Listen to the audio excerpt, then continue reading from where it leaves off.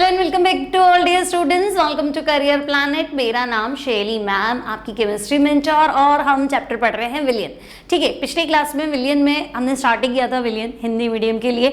तो मैंने आपको बताया था विलियन दो या दो से अधिक पदार्थों के समांगी मिश्रण को क्या कहते हैं? विलियन। सही है ना? दो चीजों को मिला दो। समांगी मतलब एक सार, जैसे पानी में नमक गया तो गायब। अब आप नहीं कह सकते हो नमक दिख रहा है ना? शुगर गई तो गायब। छान भी नहीं सकते हो, दिखाई भी नहीं देगा, पियोगे तो पता चल जाएगा। ठीक है, तो समांगी विलयन है।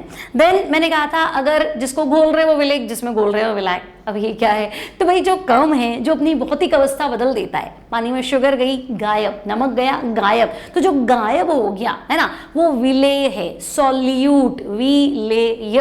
और जिसमें घोला है ना उसकी भौतिक अवस्था में कोई चेंज नहीं, पानी में घोला तो जो बनेगा वो लिक्विड ही रहेगा, है ना, जलीय विलयन ही रहेगा, तो उसे हम कहते हैं विलायक। कोई दिक्कत नहीं। दो घटकों को मिलाएंगे तो द्विअंगी विलयन, तीन घटकों को मिलाएंगे त्रिअंगी विलयन, तीन से ज्यादा चार लेंगे तो चतुरंगी क्वाटरनरी सॉल्यूशन। कोई टेंशन नहीं है। फिर हमने कहा था कि भाई विलयन को केएसपी के आधार पे, विलेयता गुणनफल के आधार पे डिवाइड करो। तो मैंने कहा था तीन प्रकार में आप बांट सकते हो, संतृप्त, असंतृप्त, अति संतृप्त। संतृप्त सैचुरेटेड, जितनी जरूरत है उतना अवेलेबल है ना, मतलब आयनों की सांद्रता और विलेयता गुणनफल दोनों बराबर है, उसे हम कहेंगे संतृप्त, सैचुरेटेड सॉल्यूशन।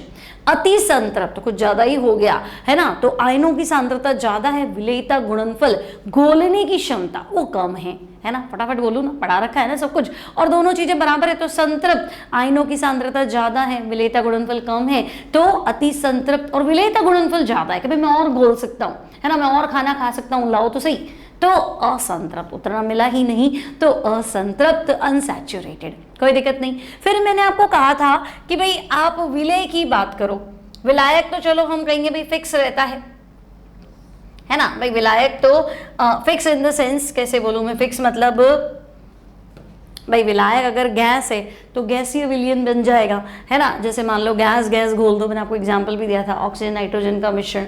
फिर मैंने कहा था कि है ना, जैसे कॉकरोच मारने का स्प्रे होता है या परफ्यूम होता है, उसको स्प्रे कर देते हैं तो वो लिक्विड होता है ना, फिर थोड़ी देर में हवा में फैल जाता है, तो क्लोरोफॉर्म नाइट्रोजन का मिश्रण। ठीक है, तो अगर विलायक गैस है तो गैसीय विलयन बनेगा। ठीक है ना, तो विलेय गैस ले, द्रव ले, ठोस ले, विलायक तो गैस रहेगा, तो इस तरह के विलयन को गैसीय विलयन कहते हैं। अब मान लो विलायक तुम्हारा द्रव है, अगर विलायक तुम्हारा द्रव है, सब पढ़ा चुकी हूँ इसलिए फटाफट पढ़ा रही हूँ, नहीं तो तुम्हें लगेगा वही चीज वापस पढ़ा रहे हो। तो विलायक तुम्हारा द्रव है तो द्रव विलयन। लेकिन विलेय तो भाई तुम पानी में क्या घोल लोगे? गैस घोलना चाहोगे, लिक्विड घोलना चाहोगे या सॉलिड घोलना चाहोगे? तो पानी में अगर तुम ऑक्सीजन ही घोल रहे हो तो जल में घुली हुई O2, है ना, गैस द्रव विलयन। अब पानी में अल्कोहल मिला लिया तो अल्कोहल का जलीय विलयन, शुगर घोल दी तो शर्करा का जलीय विलयन। ठीक है, फिर हमारी लाइट्स ऑफ हो गई थी, तुम्हारा ये रह गया था, है ना। तो देखो अगर विलायक ठोस है तो भाई विलायक अगर ठोस है तो मैं कुछ चेंजेस तो कर नहीं सकती, तो मैंने कहा चलो विलायक को ठोस रहने दो। ठीक है, लेकिन विलेय जो है वो अगर गैस है, अब विलेय गैस, विलायक ठोस, अब ठोस में गैस कैसे घुलेगी? तो घुलेगी। याद करो तुमने जितनी भी क्लासेस में अपचयन पढ़ा है, याद है अपचयन पढ़ते तो तुम क्या लेते हो मैडम? निकल ले लो, प्लैटिनम ले लो, पैलेडियम ले लो, सवातीय सैंडरसन अपचयन, साधारण अपचयन बोलते हो, है ना। तो जनरली है ना, जब मुझे ऑक्सीजन लेना होता है तो आप कहते हो प्लैटिनम की जाली ले लो, इस तरह से। तो बेटा क्या होता है कि जो धातु है, मान लो कि यहाँ ये प्लैटिनम है ना, तो धातु परमाणुओं के मध्य क्या होंगे? तो भाई धात्विक बंध होंगे। धातु परमाणुओं के मध्य क्या है? तो हम कहेंगे धात्विक बंध है, इसमें क्या परेशान हो। अब ये गैस आती है ना, तो गैस को ही पकड़ लेते हैं, अपनी मुक्त संयोजकताओं पे क्या करते हैं? अधिशोषित कर लेते हैं, ये है ना, तो गैस उस पर चिपक जाती है, तो गैस और धातु मिक्स हो गए, तो गैस और धातु का मिश्रण, है ना। तो मैं कहूँ पैलेडाइज्ड हाइड्रोजन, प्लैटिनीकृत हाइड्रोजन, मतलब सिर्फ इतना सा कि प्लैटिनम और हाइड्रोजन भाई आपके क्या हो चुके हैं? मिक्स हो चुके हैं। तो एनसीईआरटी में जो एग्जाम्पल है हम उसी को ही प्रेफरेंस देंगे, उसी में से डायरेक्ट यूं भी क्वेश्चन आते, तो हम कहेंगे चलो हाइड्रोजन का पैलेडियम में विलयन, हाइड्रोजन पैलेडियम में मिक्स हो गई, तो हाँ कैसे? तो तुम्हें पता है मुक्त संयोजकताओं पे चिपक गई, बीच बीच में भी अंतराकाश होते हैं धातु के, वहां पे भी गैस फिक्स हो जाती है ना। तो हाइड्रोजन का पैलेडियम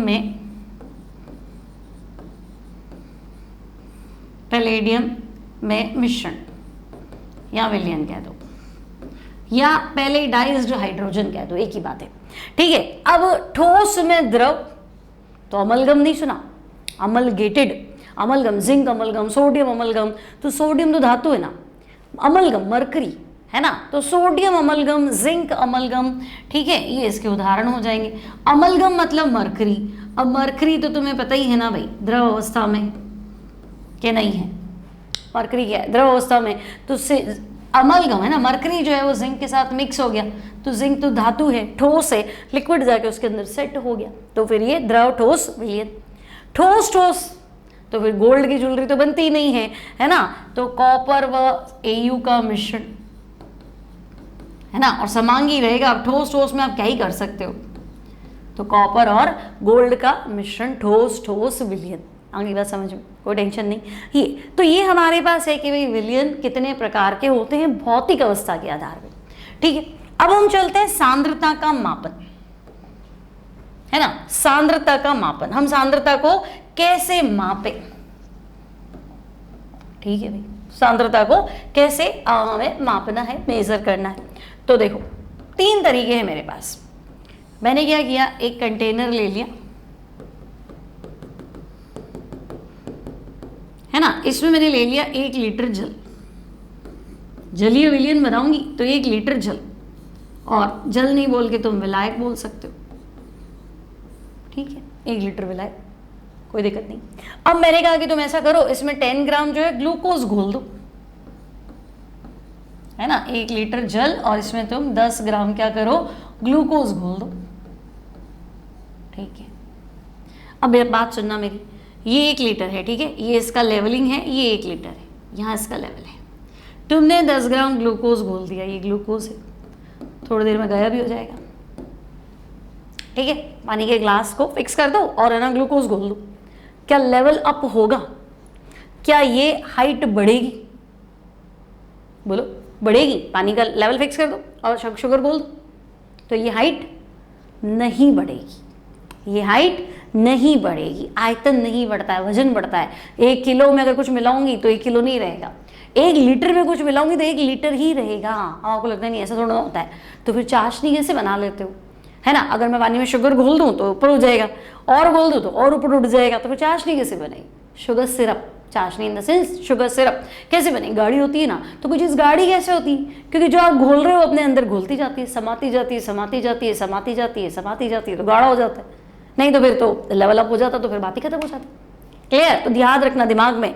तो अगर 1 लीटर है और बाद में भी 1 लीटर है, तो मैं कहूँ सांद्रता बोलो, तो तुम कहोगे क्या मैडम 10 ग्राम प्रति लीटर, पहले भी 1 लीटर था अब भी 1 लीटर है, तो बेटा ग्राम तो वेट होता है और लीटर वॉल्यूम होता है, तो ये कौन सा मापन है, तो ये वेट बाय वॉल्यूम मापन है, ग्राम प्रति लीटर क्या है, ये वेट बाय वॉल्यूम मेजरमेंट है ना, वेट बाय वॉल्यूम, भार आयतन इकाई है। वेट क्या होता है, तो मैं कहूँगी भार, वी क्या है आयतन, तो बच्चे ये भार आयतन इकाई है, इसमें क्या सोचो, ठीक है भाई, वेट बाय वॉल्यूम यूनिट है, भार आयतन इकाई है, ठीक है।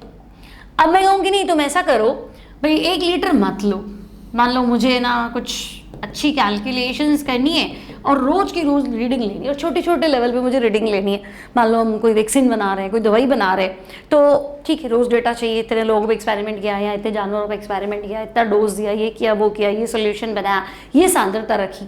पर प्रॉब्लम क्या है कि 1 लीटर है, ताप बदलने से आयतन बदल जाता है, अगर टेम्परेचर चेंज कर दूं तो वॉल्यूम चेंज होगा, पक्का है। गर्मी में चीज़ें ज़्यादा फैलती हैं, सर्दी में चीज़ें कम फैलती है, ताप बढ़ाते हो तो द्रव का आयतन बढ़ता है, तो फिर मेरा डेटा तो गड़बड़ हो जाएगा। मान लो मैंने रीडिंग ली है ना, आज मैंने एक केमिकल बनाया, एक डोज बनाई और मैंने कहा कि ठीक है भैया ना 1 लीटर में मैंने इतना घोल दिया और मैंने इतने इंजेक्शंस बना दिए और मैंने एक्सपेरिमेंट किया। अब अगला रिजल्ट जो मुझे 6 महीने बाद देखना है, 6 महीने बाद मैंने वही सोल्यूशन बनाया, लेकिन उस टाइम जो 1 लीटर था आज वो थोड़ा ज़्यादा हो सकता है, गर्मी है तो, और सर्दी है तो 1 लीटर थोड़ा कम हो सकता है, तो फिर मेरे रिजल्ट इतने एक्यूरेट नहीं होंगे। तो अब क्या करें, आंसर तो चाहिए भी, एक्यूरेट चाहिए, दवाइयाँ बनानी तो बिल्कुल एक्यूरेट, 0.1 भी इधर उधर हो गया तो जान का सवाल है। तो हम कहेंगे नहीं तो आप ऐसा करो, ऐसा रिस्क मत लो, तो 1 किलो ले लो, क्यों परेशान होते हो। आज 1 किलो है तो गर्मी में करूँ सर्दी में एक्सपेरिमेंट करूँ, 1 किलो का 1 किलो ही रहेगा, समझे? कोई कहे क्यों ले रहे हो यार पानी को, तो पानी तो लिक्विड है, द्रव ले ना, मतलब 1 लीटर ले ना, ये क्या मजाक है, 1 किलो लिया तो जरूरत है, क्या करे, दवाई बनानी है ना, तो 1 किलो ले लिया। ओके, अब मैंने कहा चलो बच्चे 10 ग्राम ग्लूकोज घोलो, ठीक है 10 ग्राम ग्लूकोज घोल दो। ओके भाई, मैंने 10 ग्राम ग्लूकोज घोल दी, है ना। अब सांद्रता बोलो तो तुम कहोगे ना 10 ग्राम प्रति किलोग्राम, कि नहीं कहोगे, है ना। यहाँ तो बोल गए थे 10 ग्राम प्रति लीटर, यहाँ क्या बोलोगे 10 ग्राम प्रति किलोग्राम। और यहाँ विलायक का भार आएगा, क्योंकि 1 किलो में कुछ भी मिलाऊंगी तो वो चीज़ 1 किलो नहीं, 1 किलो में कितना भी मिलाऊंगी, 1 ग्राम भी मिलाऊंगी तो वो 1 किलो नहीं है, वो चेंज है ना, वो 1001 है।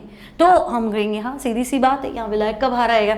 या तो तुम विलयन का आयतन लिखो चाहे विलायक का आयतन लिखो, इसमें क्या एक ही बात है। तो बेटा ग्राम प्रति किलोग्राम मतलब वेट बाय वेट, क्या नहीं, ग्राम पर केजी, तो ग्राम क्या है वेट और केजी भी क्या है वेट, तो भाई ये भार इकाई है ना। पहली क्या थी, भार आयतन इकाई थी और ये भार इकाई है, तो वो टेम्परेचर से बदलती थी, है ना। यहाँ हम परेशान हो रहे थे, यहाँ टेम्परेचर का कोई लेना देना नहीं है, तो ये ताप से नहीं बदलती है। फिर तो मैंने कहा अगर द्रव विलेय और द्रव विलायक हो, तो अगर विलेय भी द्रव हो, है ना, और विलायक भी द्रव हो, तो द्रव विलेय व द्रव विलायक होने पर भाई दोनों ही लिक्विड हों तो क्या करें, है ना। अल्कोहल का जलीय विलयन, पानी में शरबत मिला लिया, तो अब तुम ग्राम तो नहीं बोलोगे ना कि 10 ग्राम 20 ग्राम, लिक्विड है। हाँ तो बात तो सही है, अगर दोनों लिक्विड है, अब मैं क्या करूं कुछ नया, तो ये कह रहा है कि अब आप यहां पे भी फिक्स रखोगे, मान लो 1 लीटर ले लिया,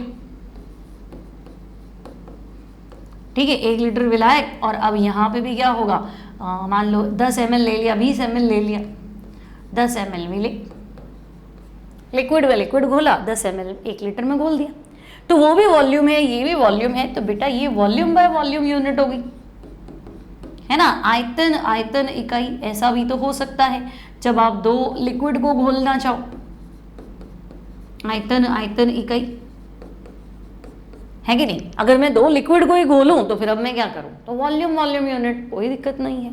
बात समझ में आ रही है मेरी, कोई तकलीफ थोड़ा ना है, ठीक है। तो हम कहेंगे हाँ ठीक है भाई, चलो मान लिया आपकी 3 बातें, अब क्या करें। तो अब ये कह रहा है कि भाई सांद्रता को मापने के आपके पास 3 तरीके हैं, सांद्रता को मापने के 3 तरीके हैं, कौन कौन से, तो आपके पास है W/W, weight by weight unit, पहला वेट बाय वॉल्यूम लिखती हूँ, वेट बाय वॉल्यूम यूनिट, है ना, हिंदी में लिखेंगे भार आयतन इकाई, okay, wait by volume unit, भार आयतन इकाई। दूसरा तो भाई वेट बाय वेट यूनिट, भार इकाई,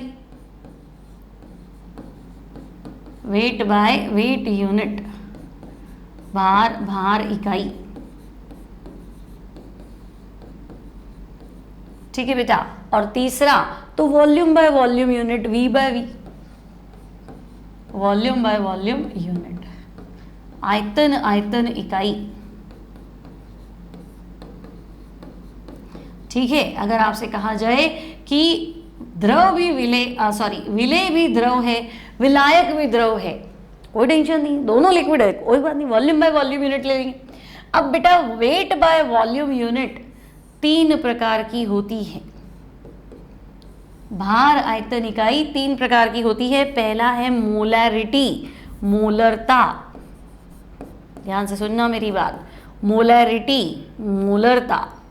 दूसरा नॉर्मैलिटी, नॉर्मलता, और तीसरा फॉर्मेलिटी, फॉर्मलता, ठीक है। मोलरता कैपिटल M, नॉर्मलता capital N, formality capital F। Now students भार इकाई, वेट बाय वेट, तो इसमें भी आपके पास 3 चीजें हैं, है ना।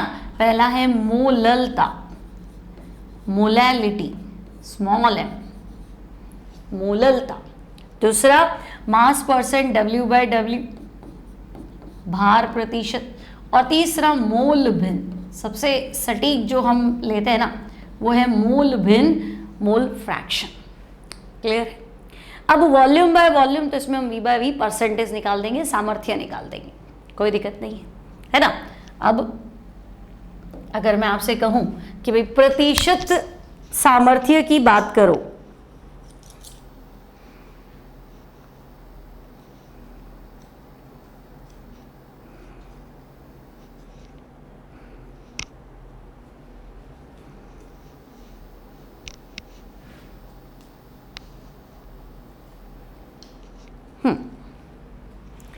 प्रतिशत सामर्थ्य की बात करो, परसेंटेज स्ट्रेंथ की बात करो, ठीक है बेटा, प्रतिशत सामर्थ्य, परसेंटेज स्ट्रेंथ, प्रतिशत सामर्थ्य, तो तुम कहोगे 3 तरह का परसेंटेज स्ट्रेंथ होता है। पहला weight by volume percent, weight ऊपर W आना चाहिए, नीचे V आना चाहिए, है ना। ऊपर भार है ग्राम्स में और नीचे वॉल्यूम है ml में, ठीक है। तो हम कहेंगे विलेय का भार, परसेंटेज है ना, विलेय का भार, ठीक है। मान लो ग्राम्स दे तो ग्राम्स अपॉन विलियन का आयतन,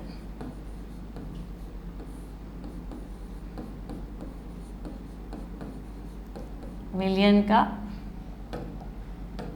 आयतन, ठीक है। ml आएगा, ध्यान रखना ऊपर ग्राम से, तो इनटू 100, क्या टेंशन, ठीक है। तो भाई W बाय वी नहीं देखे और आपको कह दिया कि नहीं भाई W बाय W परसेंट, तो ऊपर स्मॉल बनाया मतलब विलेय और यहाँ टोटल है, ठीक है। तो स्मॉल W मतलब विलेय का भार। अब बेटा है ना परसेंटेज टोटल में निकलता है ना, तो कैपिटल W, वैसे तो पूरे चैप्टर में कैपिटल W विलायक को रिप्रेजेंट करेगा, वैसे तो पूरे चैप्टर में कैपिटल W विलायक सॉल्वेंट को रिप्रेजेंट करेगा, उसको दर्शाएगा, बट परसेंटेज तो टोटल में आता है ना, ताकि 80% बने 90 बने तो टोटल में बताओगे ना कि इतने में बने, वैसे है ना। तो विलेय का भार अपॉन, तो बच्चे अपॉन विलियन का भार, विलेय का भार अपॉन विलियन का भार, और परसेंटेज की बात कर रहे हो तो इनटू 100, ठीक है। और नेक्स्ट हम वॉल्यूम बाय वॉल्यूम की बात करें, V बाय वी परसेंट, तो बेटा स्मॉल v विलेय का आयतन, ठीक है, विलेय का आयतन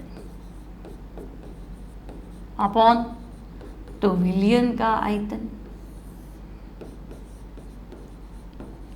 विलेय का आयतन अपॉन विलियन का आयतन,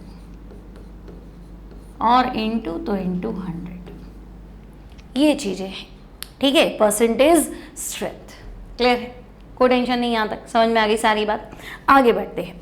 अब आपके पास वेट बाय वॉल्यूम यूनिट था, और वेट बाय वॉल्यूम में आपको सबसे पहले पढ़ना है मोलरता,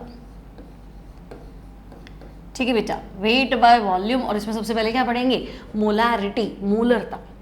अब ये मोलरता क्या है, तो मोलरता सिंपल सी बात है, 1 लीटर में कितने मोल्स है, 1 लीटर में कितने मोल्स है।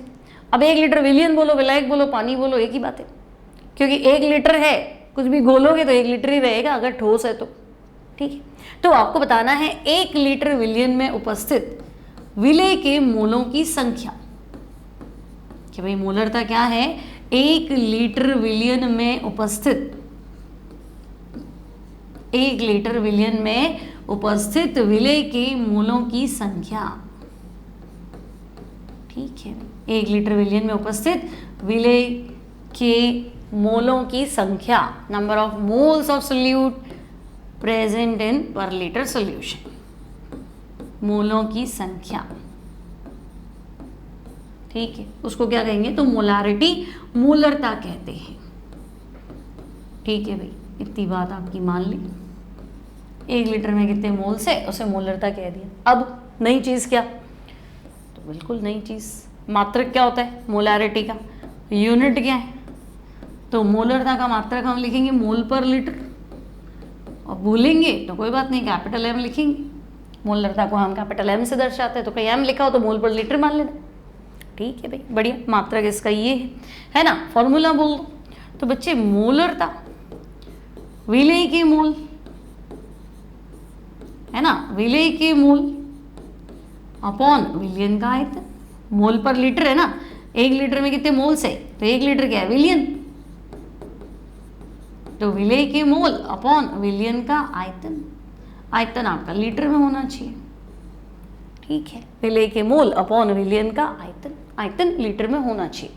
क्लियर है, इतनी बात क्लियर है, ठीक है। अब मैं कहूँगी नहीं मोल क्या होता है, तो मोल क्या होता है, भार बटे अणु भार, मास अपॉन मोलर मास, तो कैपिटल M मोलरता, तो आप बोलेंगे विलेय का भार, और विलेय का भार ग्राम्स में भी है ना, या मैं नेक्स्ट स्लाइड पे ले लेती हूँ, चलो। मोलरता क्या, तो मैं कहूँगी मोल पर लीटर था ना, तो मोल क्या होता है, भार बटा अणु भार, मोल किसके, विलेय के, तो विलेय का भार अपॉन विलेय का अणु भार,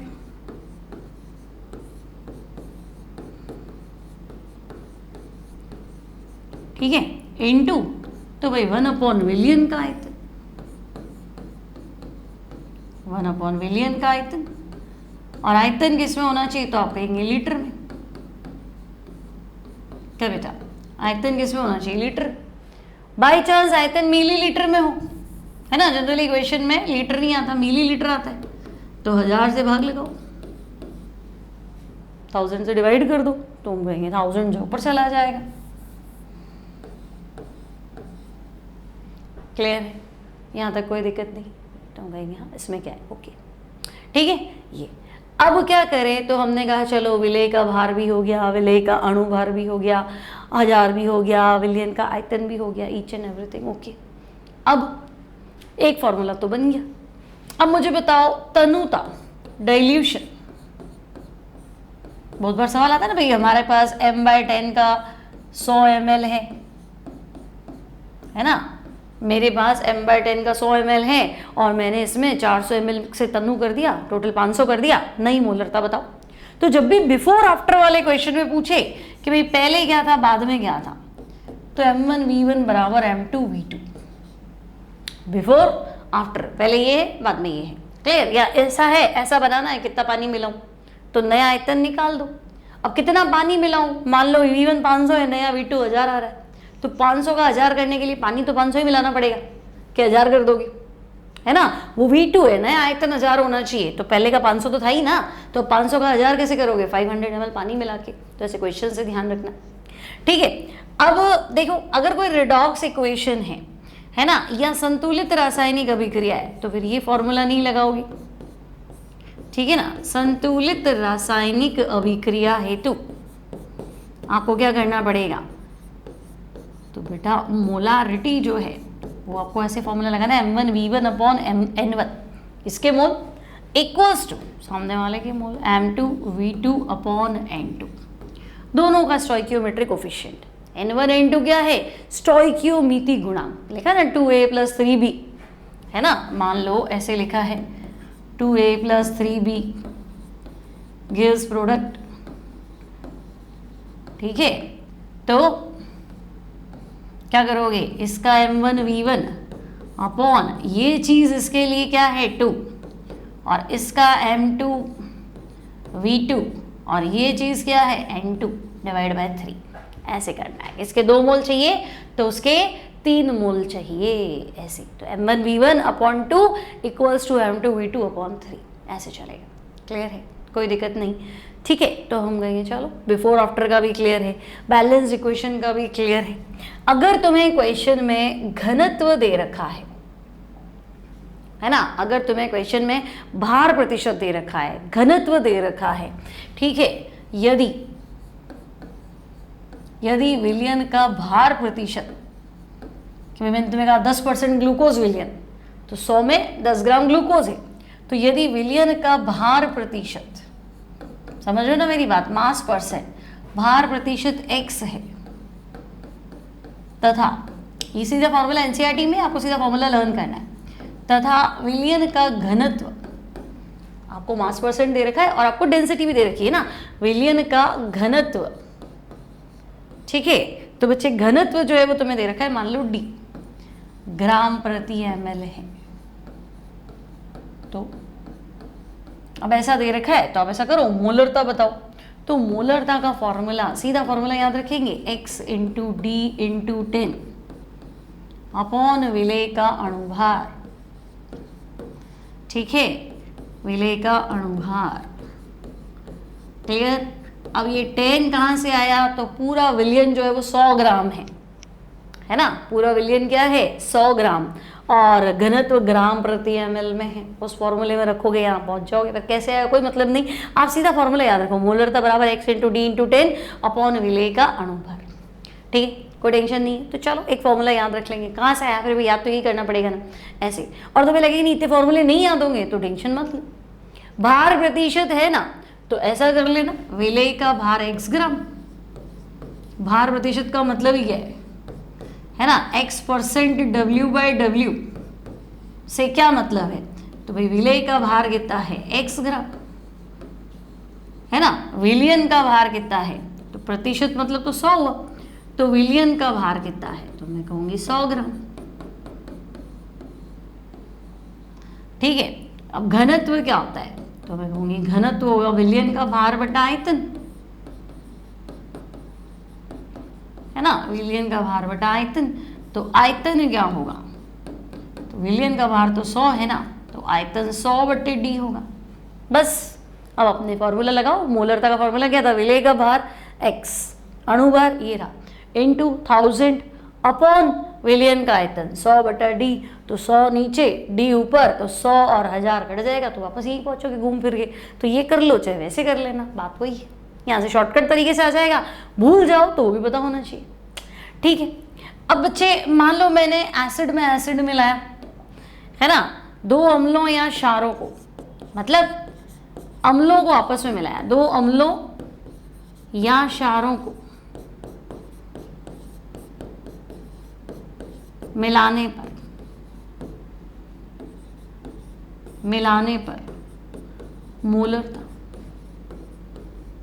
मतलब एसिड में एसिड मिलाया है ना, यूनिक एसिड में बेस कर दो, अम्ल में अम्ल मिलाया है तो मोल में मोल जुड़ जाएंगे, और बेस में बेस मिलाया, एसिड और बेस नहीं मिलाया, तो मोलरता, मोलरिटी एडिटिव प्रॉपर्टी नहीं है, मोलरता ऐड दी होती है। एक मोलरता, मान लो 1 विलियन है, इसकी मोलरता 2 है, 1 विलियन की मोलरता 3 है, मिला लो तो 3 और 2 5, नहीं, वो मोल प्रति लीटर है, 1 लीटर में 2 मोल है, इधर 1 लीटर में 3 मोल है, जोड़ोगे कैसे, है ना, तो आयतन भी तो जुड़ेगा, 2 लीटर हो गया ना, फिर मोल जोड़ेंगे ना, ऐसे, ठीक है। तो मोलरता जो है वो एडिटिव प्रॉपर्टी नहीं है, मोल्स एडिटिव प्रॉपर्टी है, ठीक है। तो हम कहेंगे भी हम ऐसा फॉर्मूला यूज करेंगे, m1v1 प्लस m2v2, परिणामी हो जाएगा m रिजल्टेंट, और 2 मिलाया तो v1 प्लस v2, 3 मिलाया तो v3 कर लेते।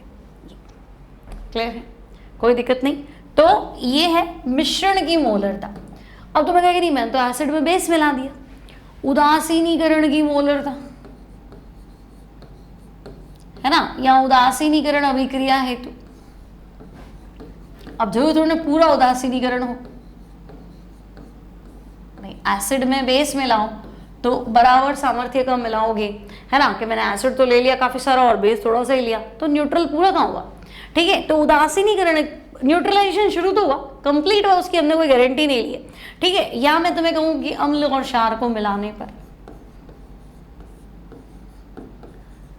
क्लियर, आपने एसिड को बेस में मिला दिया, अम्ल व क्षार मिला दो, तो हम कहेंगे अच्छा भाई एसिड बेस मिलाएंगे तो ऐसा कर लो m1v1 माइनस m2v2,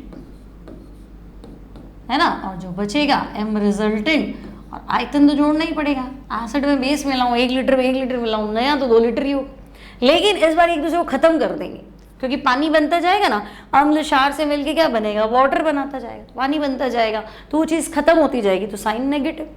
अब ये किसको लूँ, ये किसके लूँ, तो बेटा जो ज़्यादा है वो यहाँ रखना, और जो कम है वो यहाँ रखना। इसमें मैं कैसे बताऊँ, बड़ी संख्या है, मोल के माइनस में तो आएगा नहीं कि -2 मोल थोड़ा माइनस में होता है ना, कि हमारा वजन -500 ग्राम है या -50 किलो है, कैसे 50 किलो धरती पे है तो हम बोझ ही है ना, तो प्लस भी हुआ ना, माइनस पे कैसे हुआ।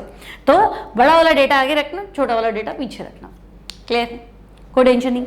अब देखो सवाल कैसे बनते हैं, देखो सबसे सरल सवाल है ना, ऐसा सबसे सिंपल सवाल करो ताकि थोड़ा दिमाग खुलेगा, अच्छा ये क्या है, तो बच्चों वाले सवाल है, ठीक है। देखो 4 ग्राम NaOH 100 विलियन में उपस्थित, लो इसमें क्या है 4 ग्राम NaOH, तो बेटा विलेय का भार बोलो विलेय का भार कितना है NaOH, तो हमें इसमें क्या है, विलेय का भार तो 4 ग्राम है, ठीक है।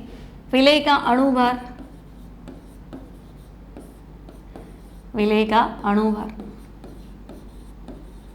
तो NaOH का अणु भार निकालो भाई, NaOH अणु भार निकालो, तो 23 + 16 + 1 40, ठीक है। विलयन का आयतन निकालो, विलयन का आयतन, तो हम देंगे विलयन का आयतन तो 100 ml है, ठीक है। फॉर्मूला नहीं लगाऊंगी मैं, सीधा निकाल रही हूँ, है ना। मोलरता होगी, फॉर्मूला क्या सिखाया, विलेय का भार 4, अणु भार 40 × 1000, विलयन का आयतन 100। अभी क्या है ये, मजाक है? कर लेंगे, 1 2 3, 1 2 3, आंसर कितना आया, तो बेटा 1 m, है ना। आंसर है 1 m, 1 मोल प्रति लीटर, सिंपल। हाँ, इसको नहीं समझाऊंगी बार बार। आगे देखो, 250 ml सेमी मोलर विलयन बनाने हेतु H2C2O4.2H2O की मात्रा ज्ञात कीजिए। ये थोड़ा ठीक है। देखो, वॉल्यूम, विलयन का आयतन, तो हम कहेंगे ओके, तो 250 ml बनाओ, ठीक है भाई। विलयन का आयतन कितना बनाना है, तो हम कह रहे हैं 250 ml बनाना है, ठीक है। 250 ml बना लेंगे। सेमी मोलर, क्या बेटा, सेमी मोलर यानी m/2, जो विलयन बनाना है ना m/2, और m/2 मतलब समझो 1/2 मोल प्रति लीटर। यूं नहीं mm बोलो, जो m का क्या करो, m तो मात्रा क्या है, मोल प्रति लीटर, ठीक है। H2C2O4 इसका विलयन बनाना है, H2C2O4.2H2O, तो बच्चे इसका अणु भार निकालो, H2C2O4.2H2O, तो अणु भार निकालो बेटा। 2 हाइड्रोजन का 2 आएगा क्या, बोलो, 1 हाइड्रोजन का 1, 2 हाइड्रोजन का 2, कार्बन का 12 मल्टीप्लाई विद 2, ऑक्सीजन का 16 मल्टीप्लाई विद 4, प्लस जल का अणु भार 18। क्या बेटा, H2O का अणु भार 18, 2 है तो 2 × 18।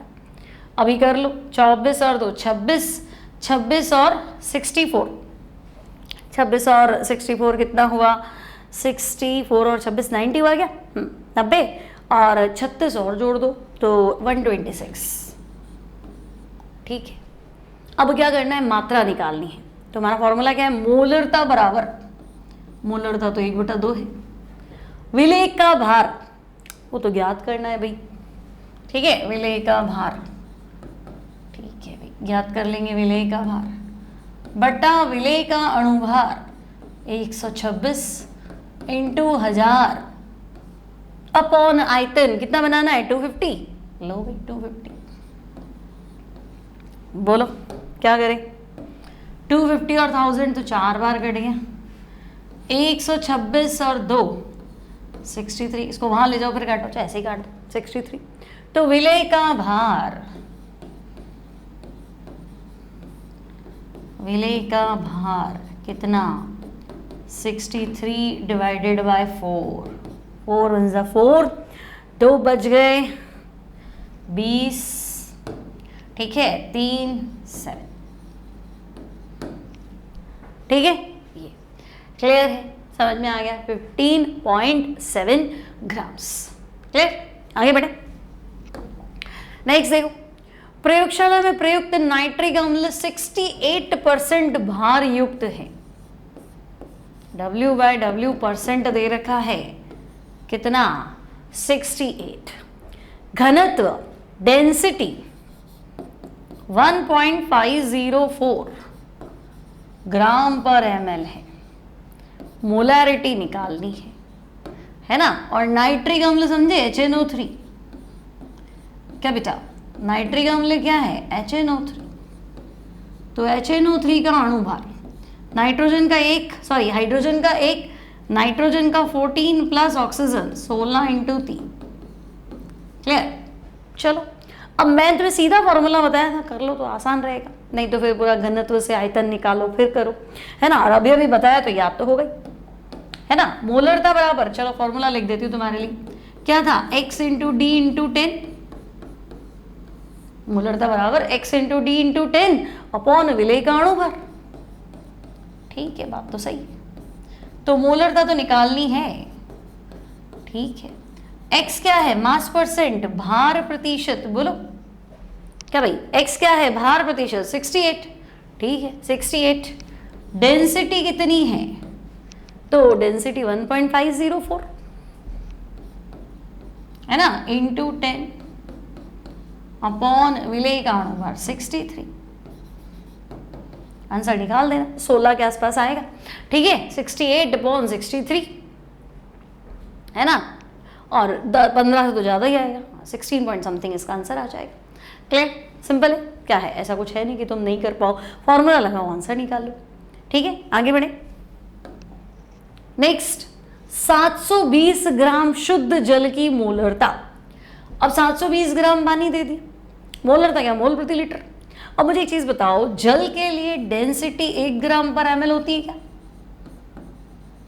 क्या बेटा, जल का घनत्व क्या होता है? डेंसिटी ऑफ वाटर तो होंगे कि नहीं, 1 ग्राम पर ml है ना। 720 ग्राम लिया, इसका मतलब आयतन भी उसका 720 ml है।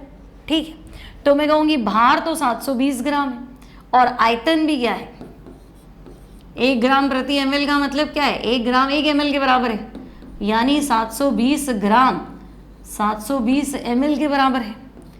तो मोलरता क्या होती है? भार 720 बटा अणुभार 18 इंटू 1000 अपॉन विलियन का आयतन। बोलो, मोलरता क्या होती है? विलेय का भार, यानी कि पानी, पानी की तो मोलरता निकाल रहे, शुद्ध जल तो वही विलेय, वही विलायक है, वही विलियन है। शुद्ध जल की मोलरता बताओ, तो मैंने कुछ मिलाया ही नहीं है ना, विलियन का है। पानी की मोलरता बताओ, तो पानी का भार 720, अणुभार 18 इंटू 1000 और 720 ग्राम पानी मतलब 720 ml। तो भाई ये चीज तो कैंसिल हो गई, 1000 अपॉन 18 55.5 कैपिटल M होता है। ठीक है यार, क्या ही टेंशन है, क्लियर है। और ऐसा ना पूछ के ऐसा पूछ लेता तो अच्छा, दूसरा क्वेश्चन दे दिया। चलो, 200 ml HCl के सेमी मोलर विलियन को डेसी मोलर बनाने के लिए कितने जल की आवश्यकता है? मतलब पहले तो ये था, बाद में ये है, तो बिफोर आफ्टर का फॉर्मूला नहीं बताया है ना। पहले तो 200 ml है, सेमी मोलर है, और बाद में डेसी करना है। भाई पानी कितना मिलाना है, देखो मैंने तुम्हें कॉन्सेप्ट बताया, बिफोर आफ्टर है ना, बिफोर आफ्टर है ना। पहले मैं इतना मोटा था, अब मैं एकदम पचक गया, एक्चुअली वो तो आफ्टर बिफोर होता है पहले मैं इतना पतला था, अब मैं इतना मोटा हूँ, बड़ा उसको घुमा के दिखाया जाता है, क्योंकि इतना जल्दी पॉसिबल नहीं होता। ठीक है, तो बिफोर आफ्टर, चलो हमारे पास तो ये है m1v1 इक्वल्स टू m2v2। अब भाई पहले आयतन कितना था? 200 ml। सेमी मोलर मतलब बच्चे 1/2। क्या बेटा, सेमी फाइनल, आधा तो होगी, आधा जीत चुका हूँ, बस आधा जीतना बाकी है। तो सेमी 1/2, वॉल्यूम कितना? 200। m2 नई मोलर था, डेसी कितनी? 1/10 और नया आयतन v2। ठीक है, तो बोलो क्या कर दे, इसको 100 कर दे, तो v2 जो है वो 1000 ml आएगा। अब जल्दबाजी में 1000 ml आंसर करना मत है। v2 1000 ml है, जल कितना आवश्यक है? आवश्यक जल, समझे मेरी बात, आवश्यक जल बताओ। तो भाई 1000 आयतन तो नया होना चाहिए, पहले आयतन कितना था? 200 था, तो पानी तो 800 मिलाएंगे ना, नहीं समझेगा मेरी बात। नया आयतन कितना होना चाहिए? 1000, पहले आयतन कितना था? 200, पहले 200 था, बाद में 1000 होना चाहिए, तो 200 में कितना पानी मिलाऊंगी 1000 हो जाए तो 800, तो बस यहाँ आंसर आएगा 800 ml। बोलो कोई दिक्कत है क्या? सिंपल चीज़ है ना। नेक्स्ट खत्म हो गया, चलो है ना। तो यहाँ तक की सारी कहानी क्लियर है। क्लियर, ये नए नोट्स है, नए वीडियोस हैं, अभी आपको ऐप में अवेलेबल होंगी, जल्दी यूट्यूब पे भी अवेलेबल हो जाएंगे। ठीक है, तो बच्चों ऐप डाउनलोड कर लीजिए, career planet app, Google play store पे जाके क्वेश्चन बैंक करिए, बहुत सारे क्वेश्चंस है, प्रैक्टिस करते जाइए करते जाइए करते जाइए, क्वेश्चन खत्म नहीं होंगे, तुम थक जाओगे, है ना। जितने ज़्यादा क्वेश्चन करोगे, एक ही सक्सेस मंत्र है आपका नीट का, जेई का, प्रैक्टिस, है ना। मल्टीपल चॉइस क्वेश्चंस आपके बोर्ड एग्जाम्स में भी आते हैं, तो एज वेल एज उसके लिए भी इंपॉर्टेंट है। ठीक है, तो मैं मिलती हूँ नेक्स्ट टाइम फिर से। वीडियो अच्छा लगे तो प्लीज़ लाइक कर दीजिए, दोस्तों के साथ शेयर कर दीजिए, सब्सक्राइब कर दीजिए। Till then bye, keep watching.